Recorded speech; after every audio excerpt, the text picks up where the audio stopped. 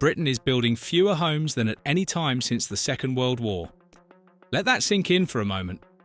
We're talking about a nation recovering from the Blitz, cities still smoking from bombing raids, an economy on its knees, and yet they managed to build more homes than we are right now. But here's the truly bizarre part. Despite this catastrophic shortage, house prices just smashed through the £300,000 barrier for the first time in history. If you're sitting there thinking that doesn't make any sense, you're absolutely right. Something is very, very wrong with the British housing market, and what's happening right now could change everything about how we live, work, and survive in this country. Make sure you hit that like button and subscribe to Property Reporter so you don't miss a single update on the UK property market, the economy, and the housing crisis that's affecting millions of people right across the nation. The numbers coming out of the latest government reports are nothing short of alarming. In the 12 months leading up to September 2024, England saw just over 84,000 new homes completed. To put that in perspective, during the depths of World War II, when resources were scarce, materials were rationed, and entire neighbourhoods lay in ruins, Britain was still managing to construct more homes than we are today. We're not talking about a minor dip or a temporary slowdown. This is a full-blown crisis that has been building for decades, and it's finally reached a breaking point that nobody can ignore anymore. The government's own target is 300,000 new homes per year, and we're not even hitting a third of that figure. The gap between what we need and what we're actually building has never been wider. But if supply is collapsing, basic economics tells us that prices should be going through the roof, right? Well, they are, but not in the way anyone predicted. The average house price in the UK has now officially crossed £300,000 for the first time ever. Back in 2000, that same figure was around £80,000. In just over 2 decades, house prices have nearly quadrupled while wages have barely kept pace with inflation. A typical first-time buyer today needs to save for more than 14 years just to scrape together a deposit, and that's assuming they can live with their parents rent-free and put away every spare penny. For most young people, home ownership has gone from being a rite of passage to a distant fantasy that feels more impossible with each passing year. So why are we building so few homes? The reasons are complicated, frustrating, and deeply political. Planning laws in the UK are some of the strictest in the developed world. Getting approval for a new housing development can take years, sometimes decades, as developers battle through layers of bureaucracy, local opposition, and environmental assessments. NIMBYism has become a national sport, with existing homeowners fighting tooth and nail to prevent any new construction in their neighbourhoods. They'll cite traffic concerns, infrastructure strain, and the vague notion of community character. But the real reason is simpler. They don't want their own property values to drop. Every new home built nearby is seen as a threat to their wealth, and so they organise, they protest, and they block progress at every turn. Meanwhile, builders are struggling with soaring costs for materials and labour, making many projects financially unviable before a single brick is laid. Then there's the land issue, which is perhaps the most contentious aspect of the entire crisis. Britain is a small island with limited space, or so the story goes. In reality, only about 8% of England is actually built on. The problem isn't a lack of land, it's who owns it and how it's being used. Vast tracts of land are held by wealthy estates, investment funds, and corporations who have no incentive to sell or develop. They can sit on these assets, watching their value climb year after year without lifting a finger. Land banking has become a lucrative strategy for developers too. Buy the land, get planning permission, then wait. As housing shortages worsen, the value of that approved land skyrockets. Why rush to build when doing nothing is more profitable? This perverse incentive structure means that even when we do approve new housing, it doesn't always get built. The human cost of this crisis is staggering, and it's getting worse by the day. Homelessness has surged to levels not seen in generations. Families are crammed into temporary accommodation, sometimes a single room in a rundown hotel, for months or even years.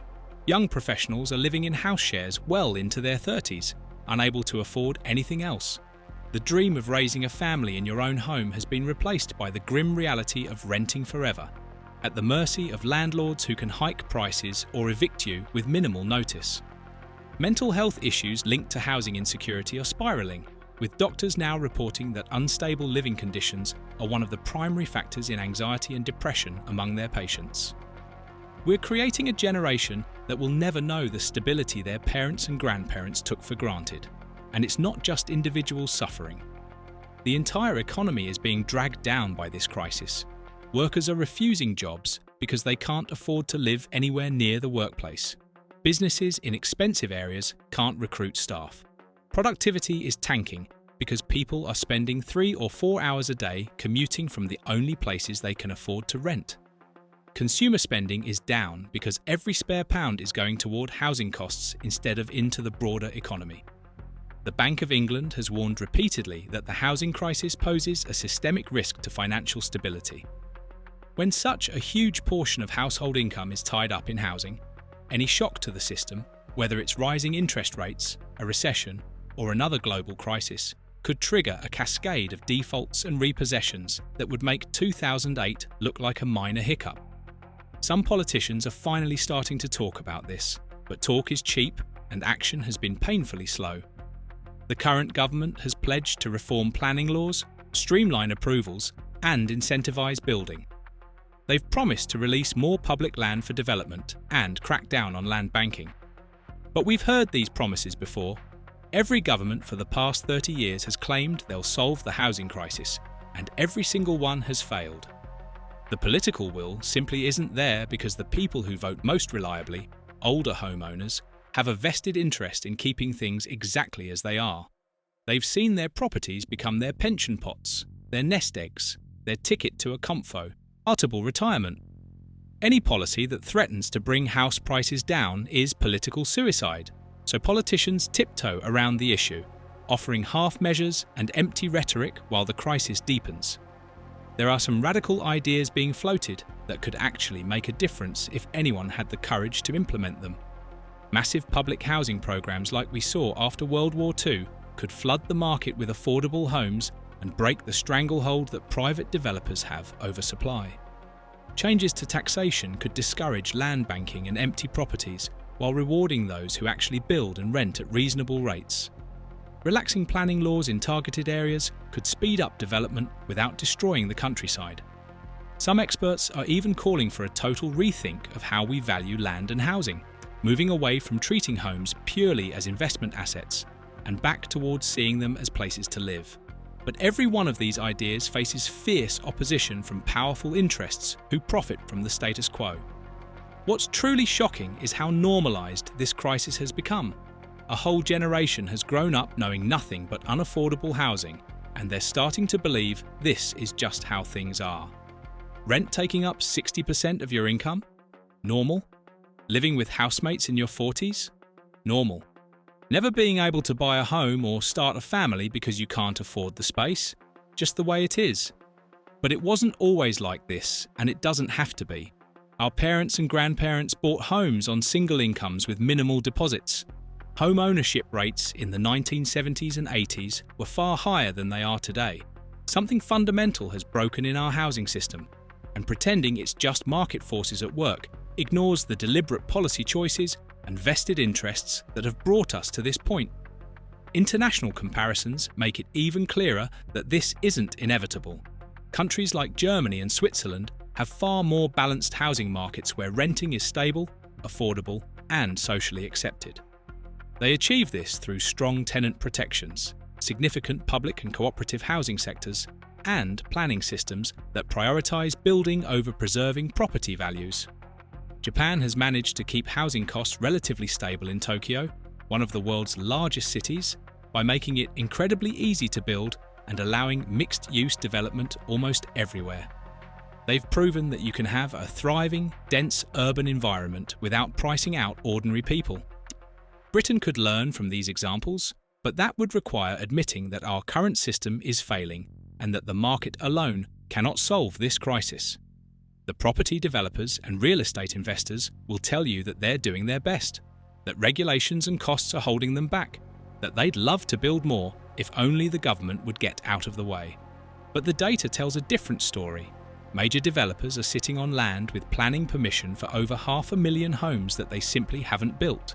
Their profit margins remain healthy, their executives are well compensated, and their shareholders are happy.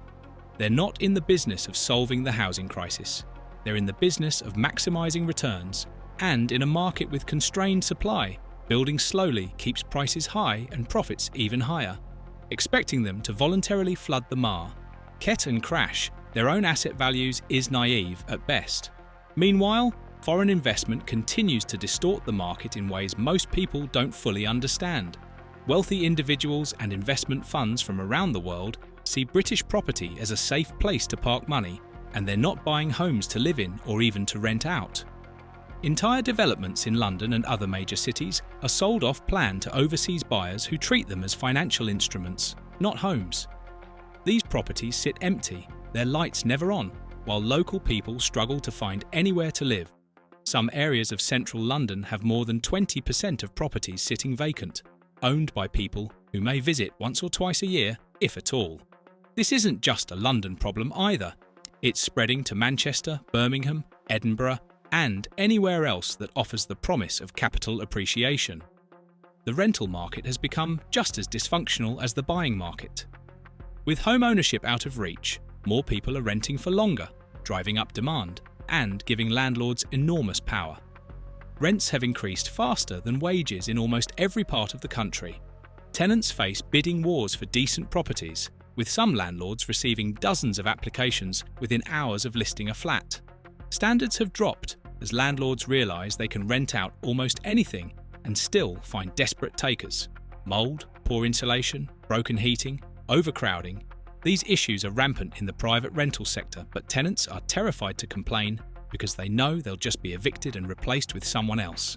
The power imbalance is complete, and it's only getting worse as the shortage deepens.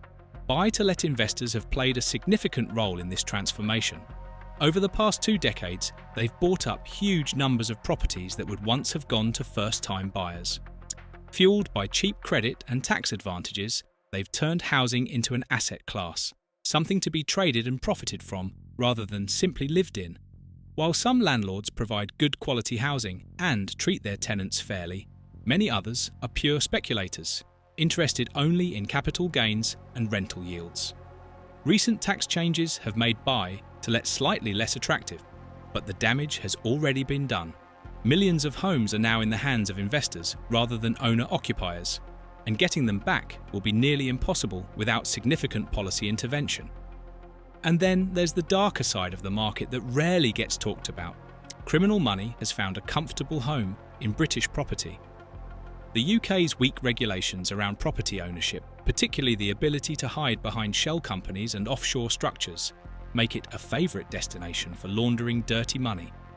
Oligarchs, corrupt officials, and organised crime figures from around the world have poured billions into British real estate, pushing up prices and pricing out ordinary buyers. Investigations have revealed that some of the most expensive properties in London are owned by individuals facing corruption charges in their home countries, or by companies registered in tax havens with no transparency whatsoever. Cleaning up this mess would require political courage and international cooperation, both of which seem in short supply. So where does this leave us?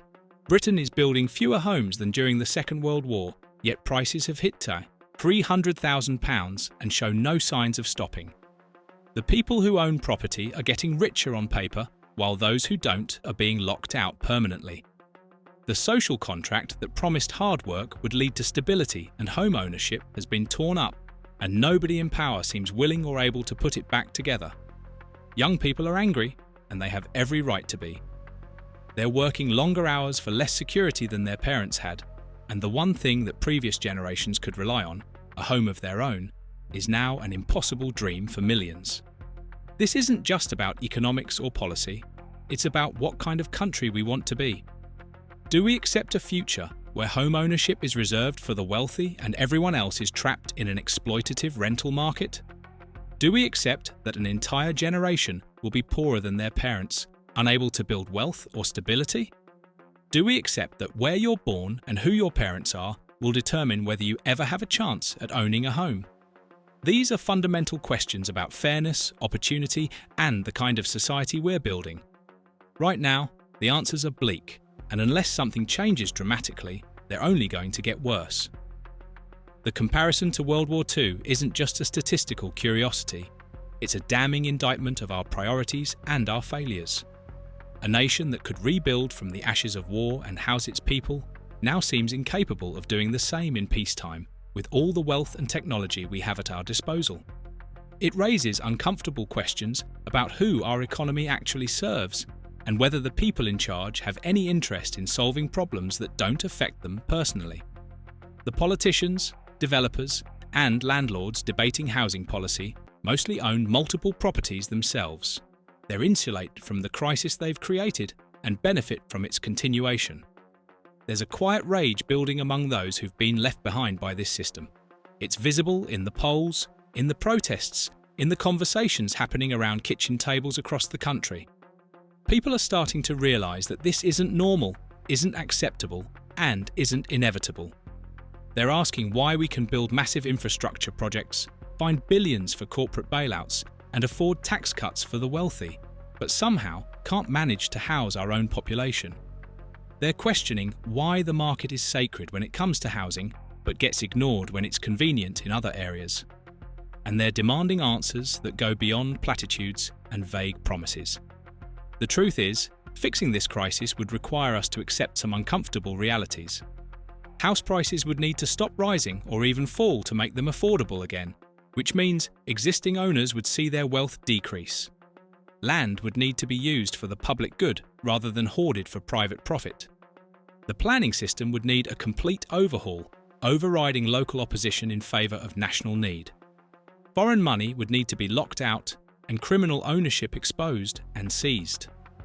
Buy-to-let would need to be discouraged and public housing massively expanded. None of these things are technically difficult. Other countries have done them, but they are politically toxic because they challenge the interests of those who've done very well out of the current broken system. We're at a crossroads, and the decisions made in the next few years will determine what Britain looks like for generations to come.